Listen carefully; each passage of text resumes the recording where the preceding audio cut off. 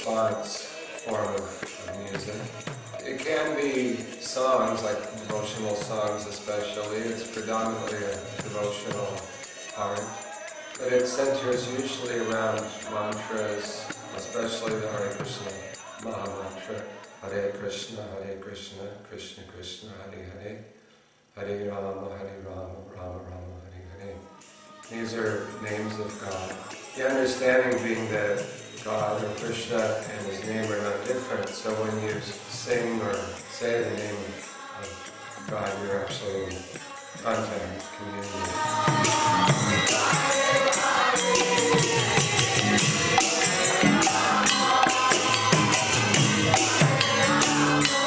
It's not so much a classic art form in the sense that it takes extremely skilled people, at least, to follow.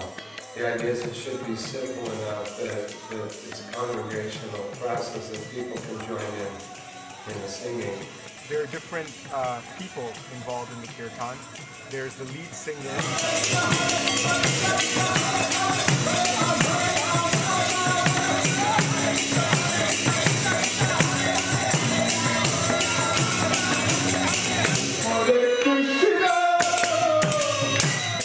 Singer sings one time the mantra or a line of the song, and then the chorus, everyone responds to that.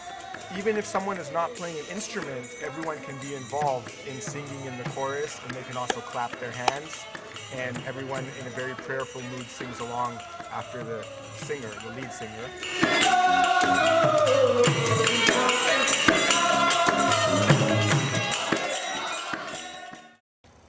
This is a mridanga.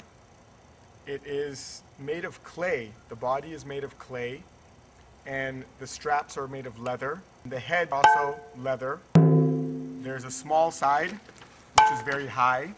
And there's the big side, which is more of the bass.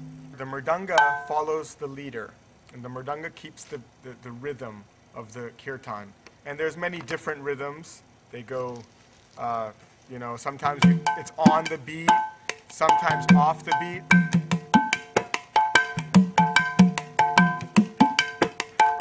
And then the kartals, or the hand cymbals, someone else will play these kartals, and they'll follow what the mridanga is doing. So if the mridanga is doing the slow beat, they'll just do. And if it's going fast, then you go.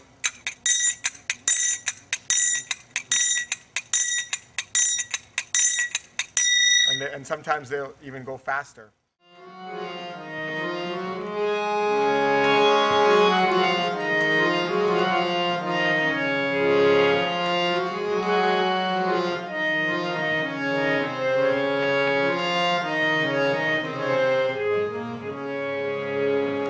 This is a harmonium. It's a hand-pumped organ. The air is pumped, through the bellows, and then there's these little tiny reeds, which are similar to a harmonica. And when you push on the key, it opens a hole and allows the air to rush past the reed and make sound. In kirtan, usually the person leading the kirtan will play. It's a musical embellishment and not strictly necessary, but it adds a pleasing sonority to things. Harmonium is not a traditional Indian instrument, but it's pretty much part of the fabric now for the last 150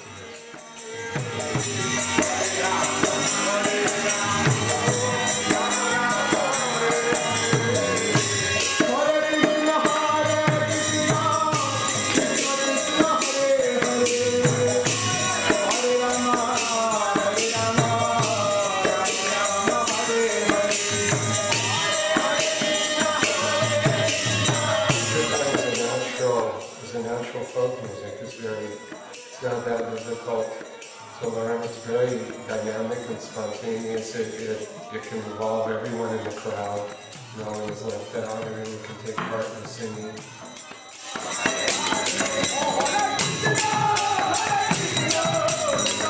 Actually, the young people that are doing kirtan now that have grown up in part in India and in part in the West, the styles of kirtan that they have are very elaborate, sometimes a little, difficult to follow.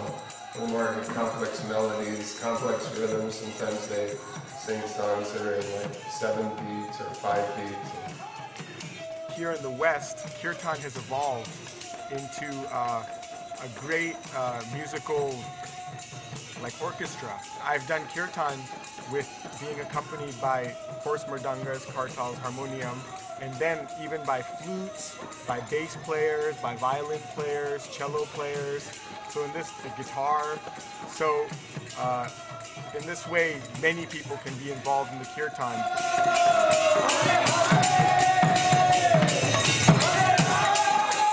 Sometimes kirtan is just a couple of people. I mean, it can be even with just one person, really. Kirtan can be done by one person.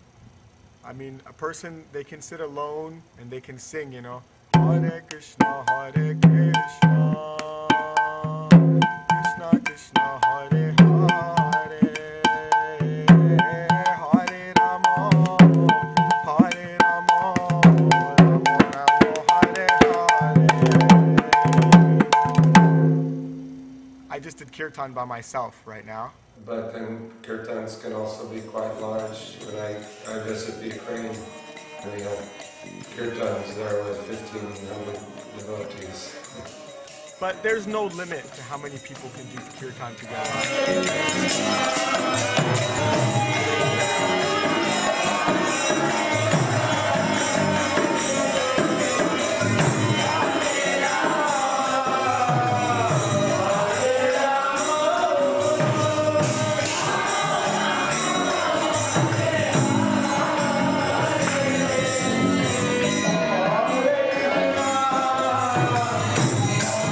Kirtan can last as long as you can last.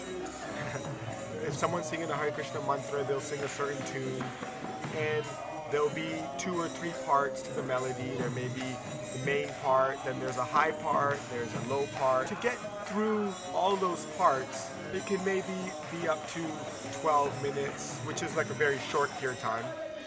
And then kirtan can just, our goal really is to do kirtan forever.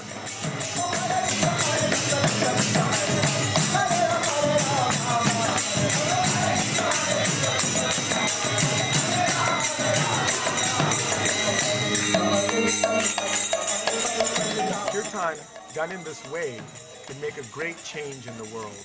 It's a spiritual vibration, and the sound vibration is so powerful. It comes from another realm. It comes from a spiritual realm. When one engages in kirtan in this way of completely immersing oneself, then we can forget about these material bodies, about material designations of different races and different castes and different creeds and different sexes. And we can all become one in the spiritual sense. Everyone is one in the same mood or in the same intent of doing kirtan for Krishna, chanting God's holy names. You feel really good. The people who don't even know anything much about kirtan, they get together with others and chant, and they feel really blissful and kind of spiritually awakened and enlivened. It's a natural thing. You don't have to intellectualize about it. It happens. It's the nature of the vibration, the transcendental vibration.